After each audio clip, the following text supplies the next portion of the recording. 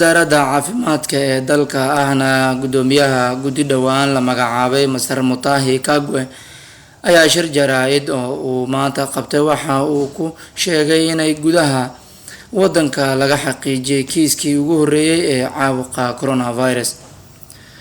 wasiirka ayaa hase ahaatee xusay inay wanaagsan tahay xaaladda caafimaad ee haweeneyda caabuqa laga helay oo ay da'deedu tahay 27 sano jir.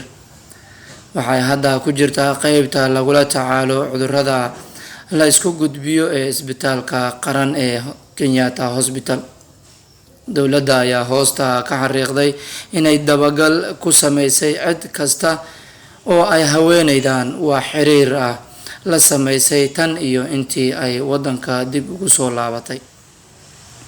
sidoo kale wasiirka caafimaadka ee dalka ayaa sheegay inaan loo baahnayn in walaac iyo cabsi la muujiyo maadaama la sameynayo wax kasta oo suurtagal ah si caabuqa uusan cid kale u saameyn.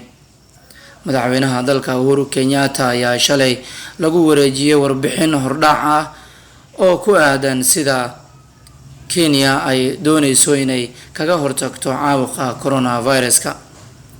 waxaa sare loo qaaday tayada baaritaanada ee xarunta dabagalka ku sameysa xanuunada neefsashada ee la xiriira iyo macahadka sameeya cilmi baarista caafimaad ee loo yaqaano KEMRI.